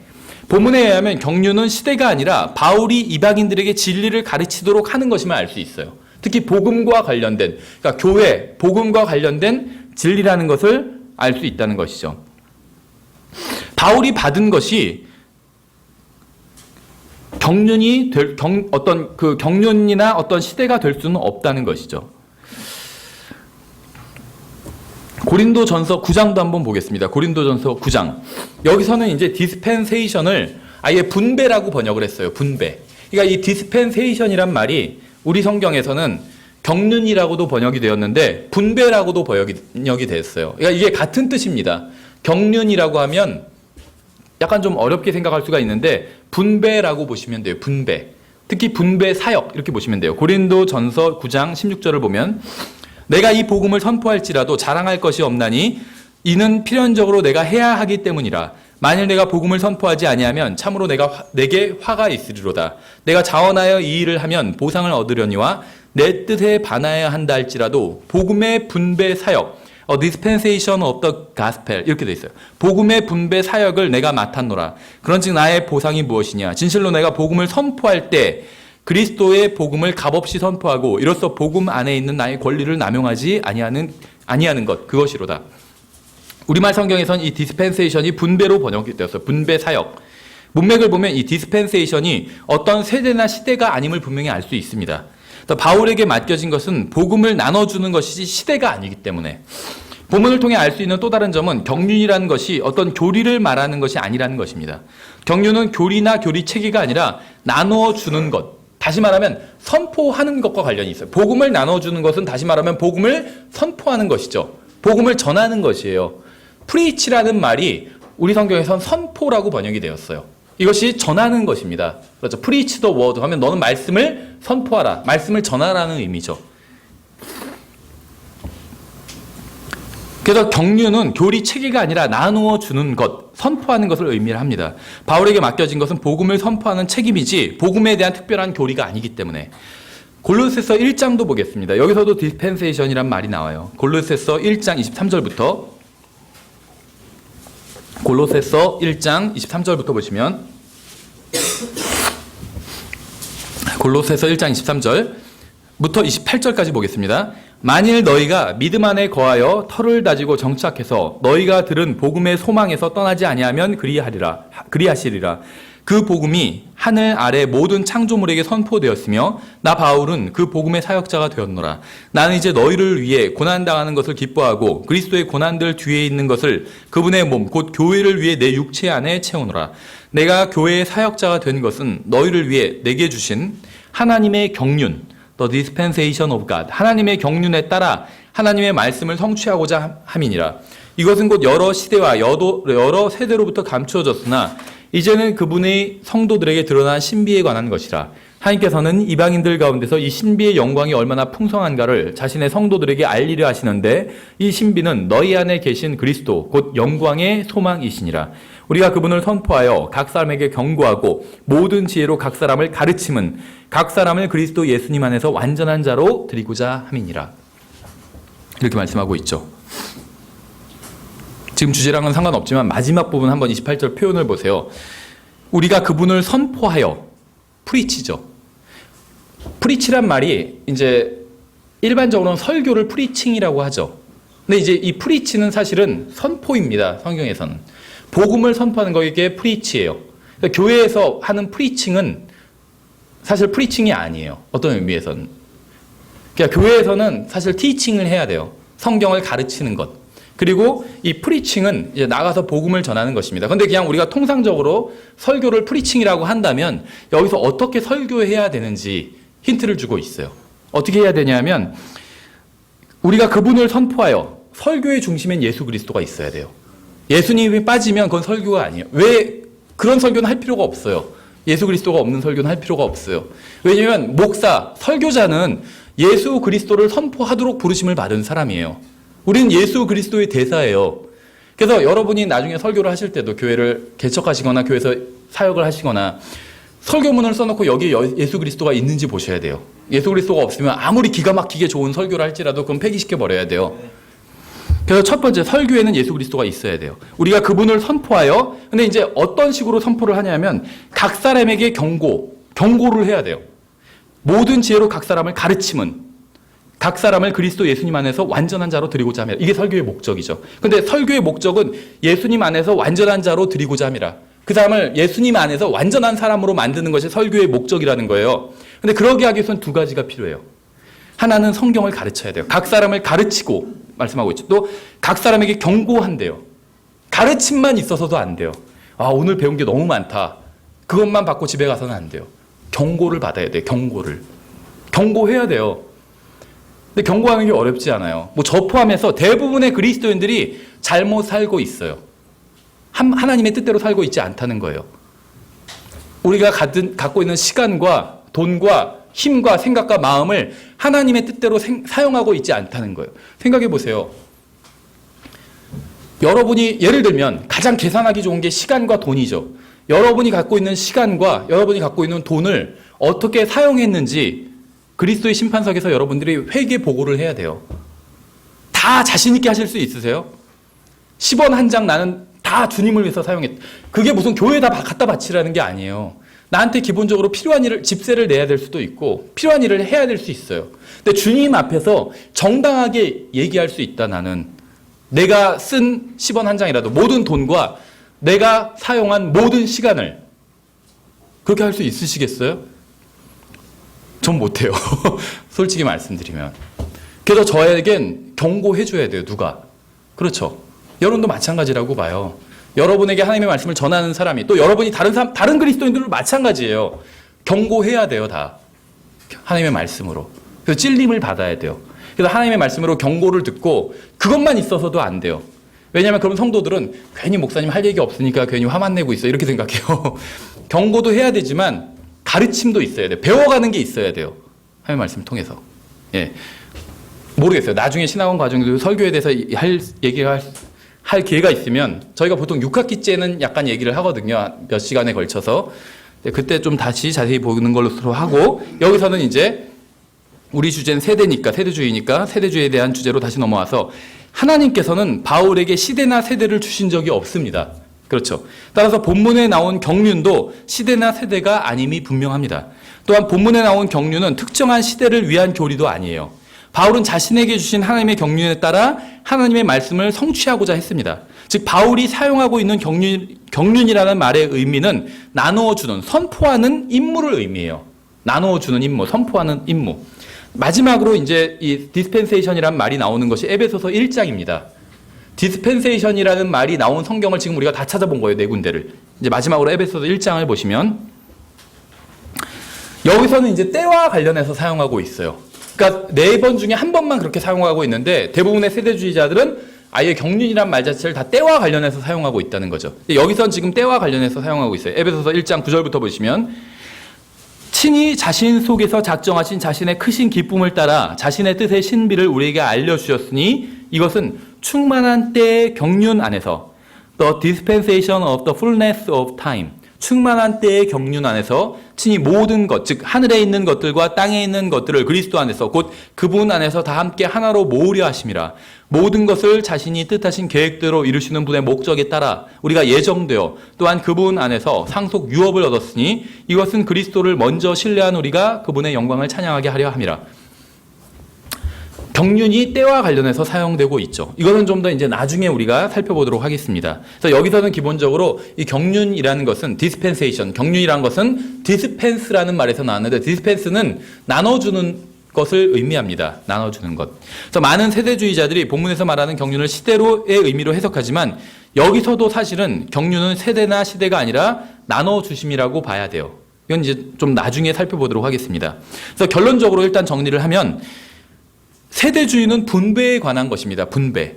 하나님께서 무엇인가를 나누어 주시는 것이지 시대를 구분하는 것이 아니라는 거예요. 즉 분배, 즉 나누어 주시는 것과 구분, 즉 나누어 주시는 것은 서로 다르다는 것이죠. 시대와 나누어 주시는 것은 서로 다른 개념이라는 것입니다.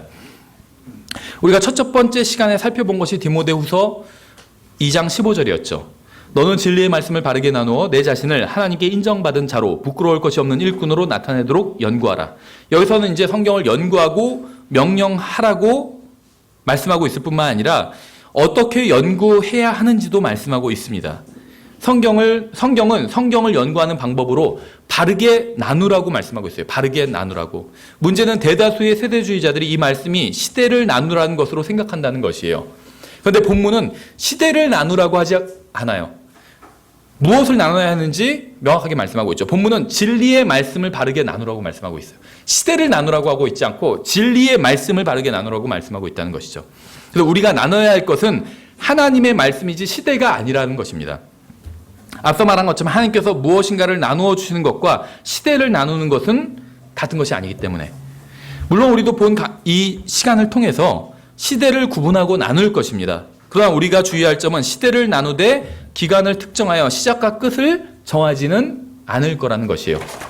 이것이 이제 기존의 라킨이나 아니면 러크만 형제님이나 이런 분들을 통해서 세대주의를 공부한 분들이 쉽게 받아들이지 못할 부분 중에 하나입니다. 많은 세대주의자들은 특정한 기간을 설정해서 무슨 말이냐면 세대주의자들은 보통 특정한 기간을 설정해서 율법 여기부터 여기까지는 율법 시대. 예를 들면 시내산에서 모세가 율법을 받았을 때부터 출애굽기 20장부터 마태복음 27장까지는 예수님께서 돌아가시기 전까지는 율법 시대 이렇게 본다는 것이죠. 그리고 또 사도행전 2장 교회 탄생부터 휴거되기 전까지는 뭐 은혜 시대 아니면 교회 시대 이런 식으로 구분한다는 거예요. 근데 이러한 구분이 잘못되었다는 겁니다. 잘못되었다. 성경에 의하면 이러한 특정한 시대에만 율법이나 은혜나 교회가 존재한다는 것은 사실이 아니기 때문에 예를 들면 교회 시대를 다른 말로는 은혜 시대 이렇게 불러요. 왜 그렇게 부르는지는 우리가 충분히 이해는 하죠. 왜냐하면 은혜로 구원받으니까 은혜 시대다. 또 더 큰 많은 은혜를 주셨기 때문에 은혜 시대다. 뭐 이렇게 갖다 붙여서 부를 수 있어요. 그 취지는 우리가 알고 있고 그게 다 전부 잘못되었다. 이런 말을 하는 것은 아닙니다. 하지만 성경적으로 정확한 말은 아니라는 거예요. 왜냐하면 그러면 교회가 등장하기 전에 하나님의 은혜가 없었나요? 우리는 은혜로 구원받았죠. 우리는 아무것도 한 게 없어요. 은혜로 구원을 받았어요. 예수님만 믿은 것, 이건 아무것도 한 게 아니에요. 나 정말 대단하지 않아? 내가 예수님 믿어서 구원받거든. 이렇게 자랑할 수가 없어요. 그렇죠? 갈라디아서는 그렇게 분명히 말씀하고 있잖아요. 우리는 은혜로 구원받았어요. 우리가 한 대로 하나님께서 우리에게 갚아주셔야 된다면 우린 지옥에 가야 될 사람들이었습니다. 그렇죠? 은혜로 구원받았어요. 그런데 그러면 구약시대의 성도들은 이 사람들은 행위로 구원받았나요? 은혜로 구원받지 않았나요? 나중에 하늘나라 올라가면 지금 구약 성도들도 하늘나라에 올라가 있죠. 우리가 죽으면 하늘나라에 올라가서 셋째 하늘, 사도 바울이 가본 그 셋째 하늘, 낙원에 우리도 가게 됩니다. 그럼 거기서 그리스도 안에서 죽은 자들과 또 구약시대에 구원받은 모든 사람들이 다 거기 있겠죠. 그럼 우리는 서로 만나게 돼요. 그러면은 우리는 은혜로 구원받았으니까 나는 정말 자랑할 게 없어. 근데 구약 성도들은 난 좀 자랑 좀 해야겠어. 이렇게 얘기할까요? 아니죠. 다 모든 사람들이 구원받을 때 믿은 내용은 다를 수 있지만 약간 그렇지만 다 은혜로 구원을 받았습니다. 만약에 하나님의 은혜가 아니었다면 어느 누구도 구원받지 못했을 거예요. 어느 누구도 자기가 하나님께 빌려주고 되갚음을 받은 사람이 없다는 거예요. 구원에 있어서는. 다 하나님께로부터 거저 받은 거지. 우리도 거저 구원받았고 아담도 거저 구원받았고 구약 성도들도 아브라함도 다 거저 구원받았어요. 그렇죠. 다 은혜로 구원을 받았습니다. 그러니까는 어느 시대만 은혜 시대다 이렇게 얘기할 수가 없어요. 인간이 살았던 모든 시대는 다 은혜의 시대예요. 그렇죠. 율법도 마찬가지예요. 물론 우리는 율법과 관련이 없습니다. 직접적인 관련은 없어요. 율법을 영적으로 적용할 수는 있지만 직접적으로 교회에 율법을 주시지 않았기 때문에 율법은 이 지상에서 국가를 운영하기 위해서 주신 거예요. 이건 구원과 관련이 없어요. 이것도 우리가 나중에 살펴볼 거예요. 이 율법이 왜 구원과 관련, 대부분의 이단들은 율법이 구원과 관련이 있는 것처럼 가르칩니다. 그렇죠. 예를 들면 안식교. 물론 안식교는 많이 입장이 바뀌었어요. 안식교가 1800년대에 처음 나왔을 때 어떻게 가르쳤냐면 안식일을 지키지 않으면 그 사람은 지옥에 간 것이다. 일요일은 짐승의 표기 때문에 일요일을 지키는 사람은 안식일을 범한 것이고 그럼 짐승의 표를 받은 것이다. 그러면 지옥에 가게 된다. 이렇게 가르쳤어요. 지금은 그렇게 가르치지 않아요. 근데 중간에 어떻게 입장이 바뀌었냐면 지금은 최종적으로 어떻게 입장이 바뀌었냐면 안식일을 지키지 않으면 하나님께서 기뻐하지 않으신다. 이렇게 바뀌었어요. 많이 악화됐죠. 안식일을 지키지 않으면 지옥 간다. 이것과 안식일을 지키지 않으면 하나님께서 기뻐하시지 않으신다. 이거 엄청난 차이예요. 그렇죠. 바뀌었다는 거예요. 근데 대부분의 이단들은 다 안식일 아니면 구약에 나오는 율법을 지켜야 구원을 받는 것처럼 가르칩니다. 근데 성경엔 그런 말씀이 없어요. 율법은 지상에서 국가를 통치하기 위한 어떤 법이에요. 법률 체계예요. 그래서 하나님께서 그 목적으로 주신 것이지 어떤 구원받게 하기 위해서 주신 것은 아니라는 거예요. 저희가 나중에 율법에 대해서 공부할 때 살펴볼게요. 그럼 왜 하나님께서 왜 율법을 주셨을까요? 이스라엘 백성에게. 왜 주셨는지 아세요? 하나님의 처음 의도를 생각하면 알 수 있어요. 이스라엘 백성이 이제 사무엘 시대에 왕을 구하게 되죠. 그때 사무엘이 그렇게 하지 말라고 그랬어요. 그건 하나님을 기쁘시게 하는 게 아니다. 근데 이스라엘 백성이 계속 우겼죠. 우리도 주위에 있는 이방 민족처럼 왕을 달라고. 그래야지 우리가 그들과 맞서 싸울 수 있지 않냐 하면서 왕을 구했어요. 그러니까 사무엘이 할 수 없이 하나님께 그 얘기를 드리죠. 그러니까 하나님께서 뭐라고 하세요? 너를 거절한 게 아니라 나를 거절한 거라고 말씀하시죠. 그래서 이스라엘 백성이 그때 아버지 하나님을 거절하게 됩니다. 그렇죠. 그 십자가에 예수님을 못 박으라고 내주면서 아들 하나님을 거절하게 되죠. 나중에 스데반이 설교하면 때 성령 하나님을 거절하게 돼요. 너희가 항상 성령님을 거역하였도다 이렇게 얘기하고 선포를 하잖아요. 어쨌든 간에 이스라엘은 삼일체 하나님을 다 거절을 합니다. 그런데 아버지 하나님을 가장 먼저 거절을 해요. 어떻게 거절하냐면 왕을 달라고 함으로써. 그렇죠. 이스라엘은 왕이 없어도 상관이 없었습니다. 왜 그럴까요? 율법이 있었기 때문에. 율법이. 생각해 보세요. 왕이 있으면 그 왕이 법이잖아요. 그렇죠. 그러면 나라가 통치를 할 수 있어요. 나라를. 그렇죠. 왕의 명을 따르면 돼요. 그럼 일단 통치가 돼요. 그것이 옳건 그르건 상관없이 통치가 돼요. 그런데 왕이 없어도 법이 있으면 통치가 가능해요. 예를 들면 지금 우리나라에 왕 없잖아요. 대통령은 왕이 아니에요. 대통령이 왕이라고 생각하시면 안 돼요. 법이 있어요. 우리나라엔 법이. 생각해 보세요. 대통령과 법 중에 무엇이 더 위에 있을까요? 대통령과 법 중에 법이 위에 있어요. 대통령이 법을 어기면 어떻게 될까요?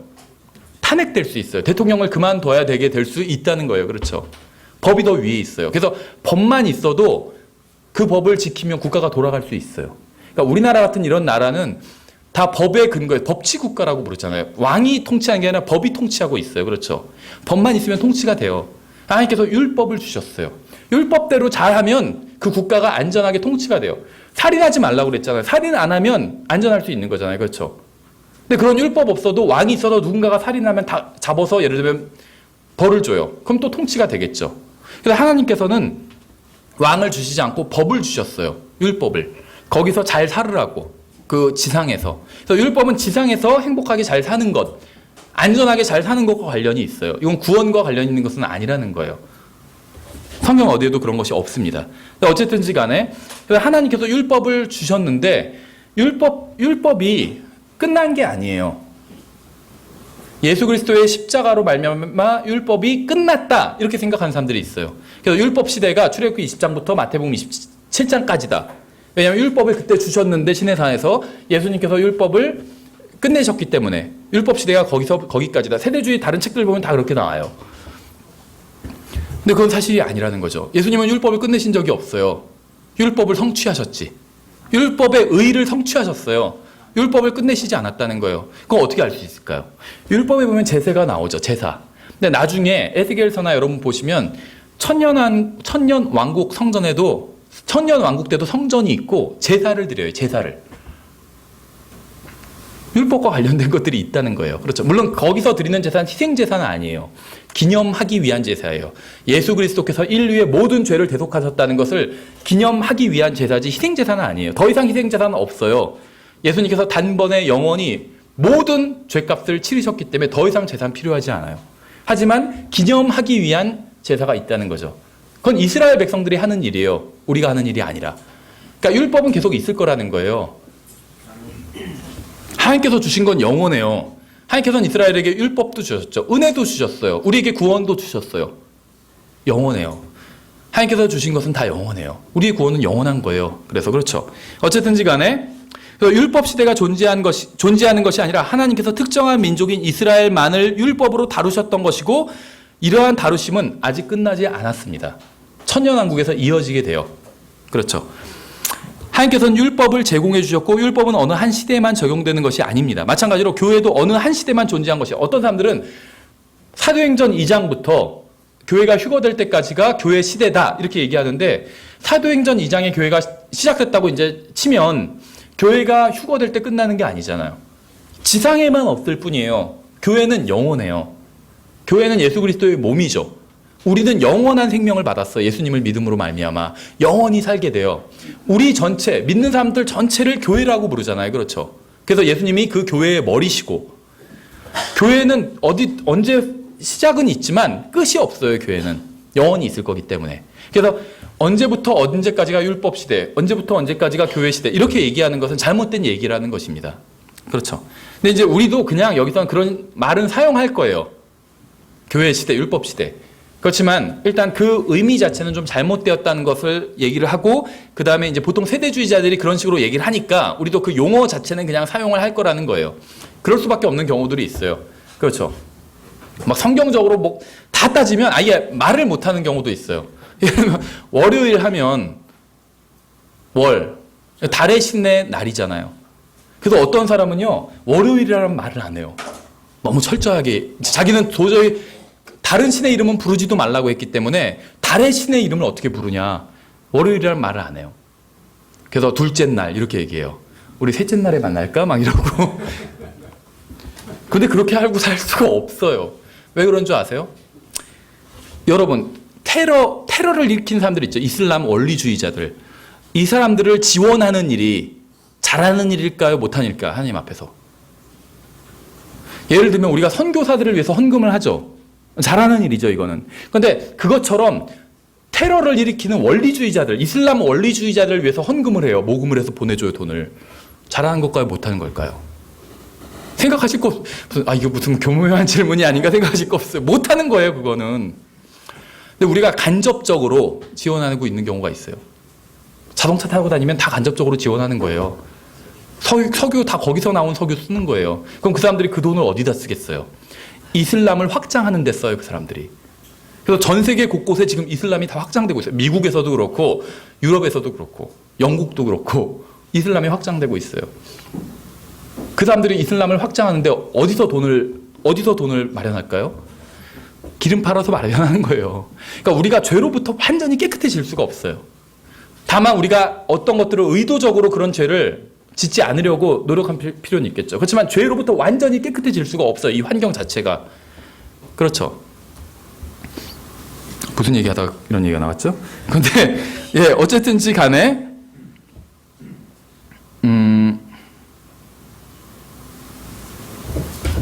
까먹었네요. 저도 길을 잃었네요.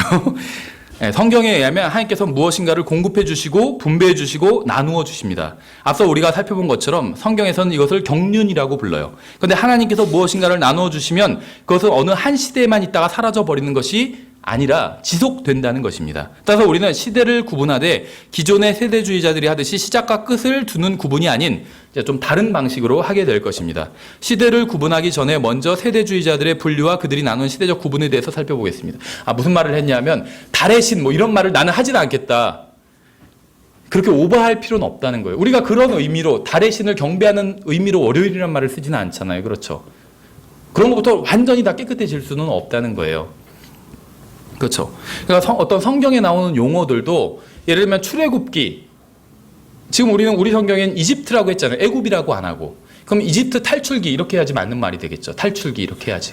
근데 기존에 출애굽기라는 말을 썼으니까 그냥 쓰는 것처럼 이 세대주의라는 말도 우리가 또 교회 시대, 뭐 율법 시대 이런 말도 잘못된 말이긴 하지만 그냥 일단은 이 공부를 위해선 사용을 하겠다는 겁니다. 아니면 모든 단어를 다 재정리하고 넘어가야 돼요.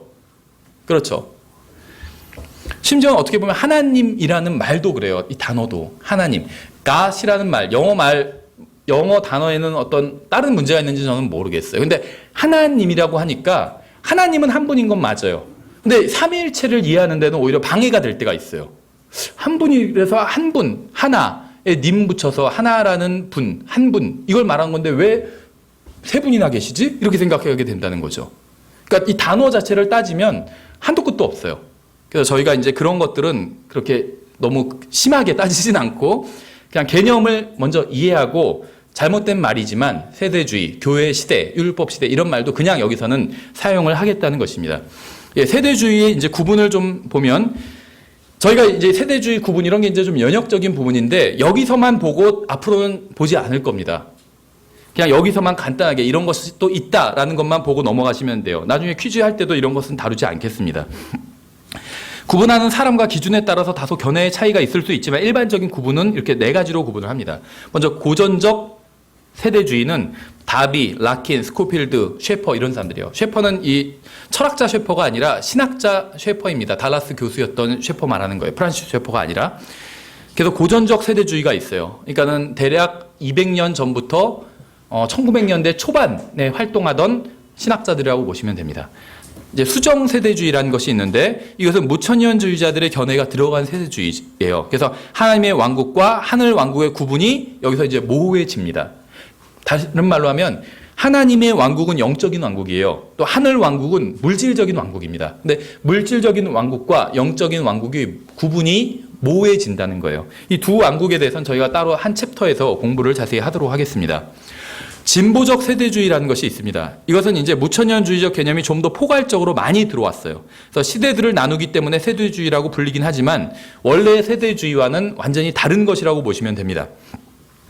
극단적 세대주의가 있어요. 벌링거나 스템, 오헤어, 베이커 같은 사람이 이제 대표적인 사람들인데 우리나라에는 이 극단적 세대주의가 거의 없다고 보시면 돼요. 왜냐하면 세대주의보다 더 나눈 사람들이라고 보시면 되는데 우리나라엔 세대주의도 많지 않죠. 세대주의자도. 그러니까 극단적 세대주의는 더 없다고 보시면 돼요.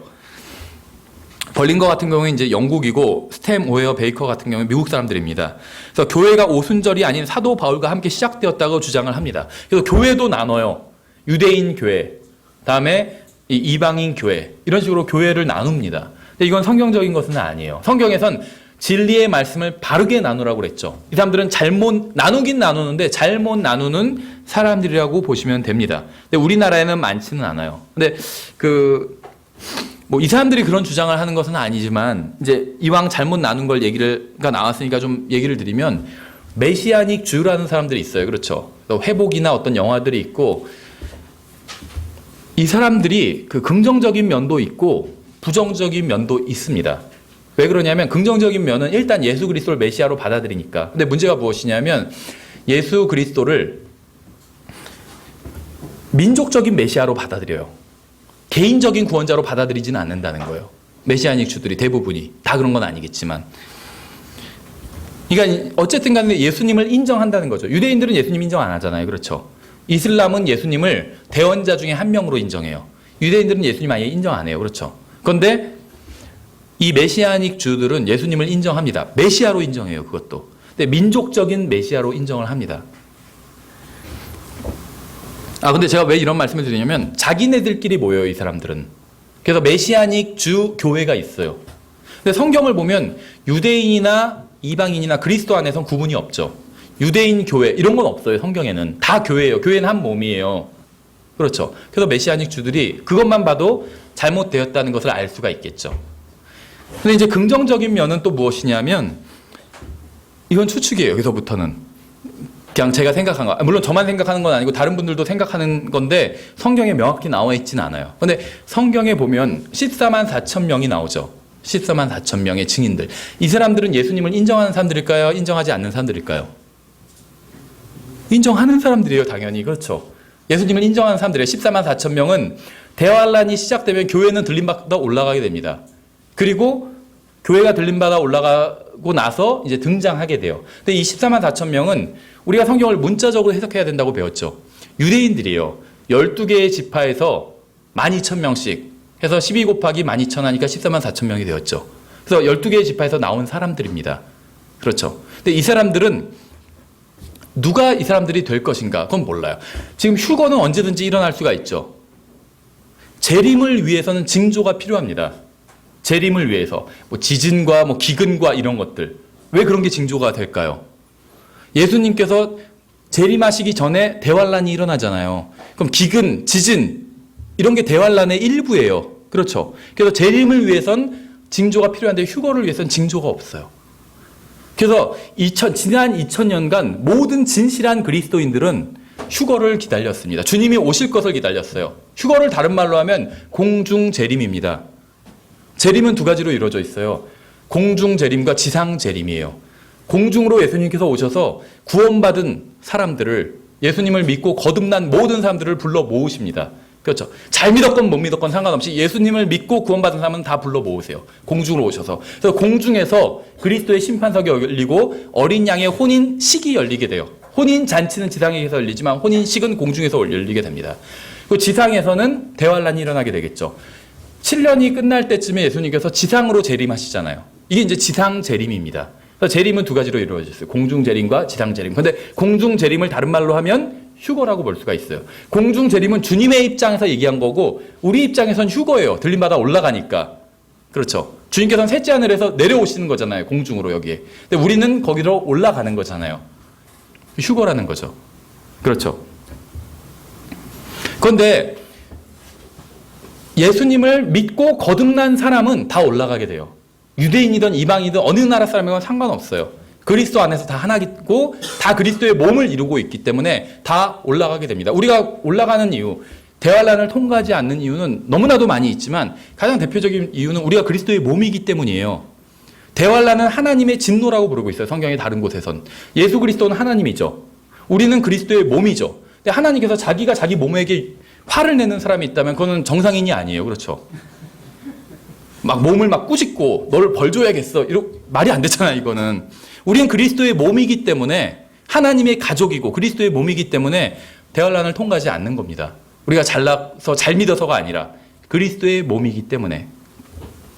그런데 이 지상에서 이제 유대인들이 예수 그리스도께로 돌아오게 돼요. 그리고 그 중에서는 이제 14만 4천 명의 증인들이 나오게 됩니다. 왜 증인들이 필요할까요? 그동안 증인의 역할을 하던 사람들은 교회잖아요. 교회가 들림받아서 올라가잖아요. 그렇죠. 그래서 이 지상에서 이제는 교회가 2000년 동안 예수 그리스도의 증인의 임무를 완수했다면 이제 7년간은 지상에서 14만 4천 또 두 증인으로 대표되는 모세와 엘리야가 다시 돌아와서 이제 예수 그리스도를 위해서 하나님의 말씀을 증언하게 되는 것이겠죠. 근데 이 14만 4천이 어떤 면에서는 이제 하나님께로 돌아온 사람들이기 때문에 대단한 사람들이긴 하지만 사실은 성경을 잘 아는 사람들은 아니에요. 왜 그럴까요? 휴거는 언제든지 일어날 수 있다고 말씀을 드렸죠. 그러면 이 14만 4천이 갑자기 이제 등장을 하게 됩니다. 그런데 이 사람들이 구원받을 만큼 예수님을 알았다면 환란 때 등장할 수가 없어요. 올라가게 돼요. 들림받아서. 그렇죠. 예수님을 아는데 구원받을 만큼 아는 게 있고 구원받지 못할 만큼 아는 것도 있어요. 그렇죠. 구원받지 못한 사람들이 예수님에 대해서 아무것도 모르나요?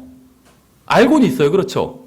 근데 개인의 구원자로 알고 그렇게 영접하지는 않았어요. 예수님께서 십자가에 죽으신 건 알아요. 옛날에 저 어렸을 때도 나사렛 예수 이런 영화 했었고 다 십자가에서 예수님 죽으시는 장면도 그대로 방영했어요. 알아요. 그렇지만 예수님께서 나의 죄를 때문에 죽으셨다. 이건 몰라요. 그렇죠. 그러니까 구원 받을 만큼 예수님을 모르는 사람들이 있습니다. 여기서부터 이제 추측인데 아마 14만 4천 명도 그런 사람들일 거예요. 그 사람들이 구원받을 만큼 예수님을 알았다면 들림받아서 올라갔을 거예요. 휴거 때.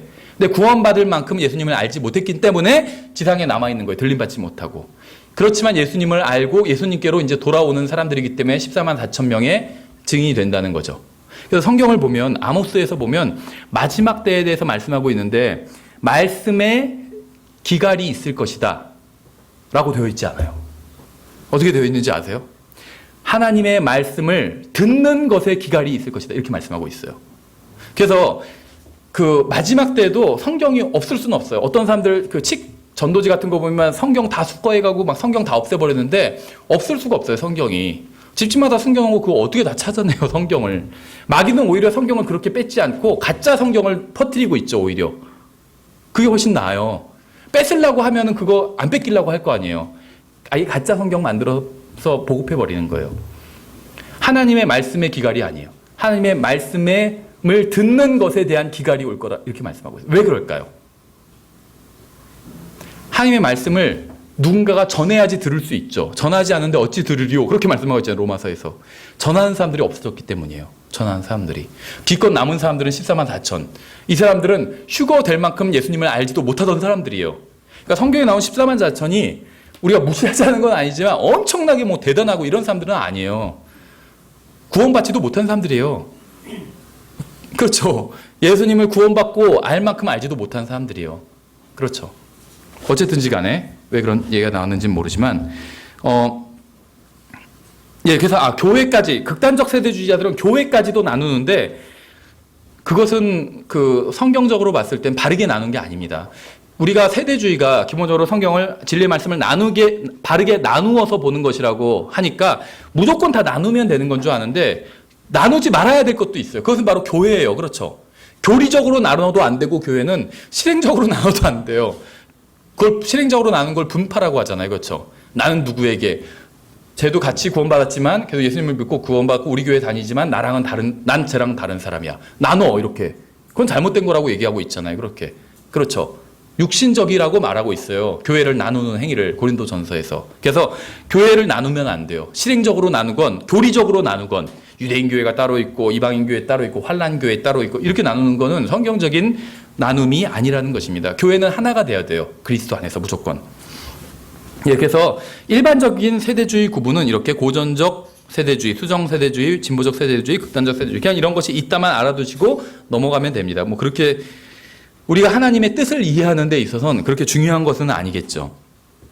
근데 이제 킹제임스 성경을 믿는 사람들은 소위 바이블 빌리버들은 이런 식으로 구분하기도 합니다. 고전적 세대주의, 그러니까 스코필드, 쉐퍼, 아이언사이드 뭐 이런 사람들, 그다음에 극단적 세대주의도 익스트림, 모더레이트 이렇게 나눠요. 그래서 뭐 벌링거 이런 사람이랑 또 스템 오헤어, 베이커 미국 사람들 이렇게 나누기도 하고 또 진보적 세대주의, 그래서 개혁주의 신학에 이제 영향받은 사람들 하고 이제 마지막에 킹제임스 성경을 믿는 사람들 이렇게 나누기도 합니다.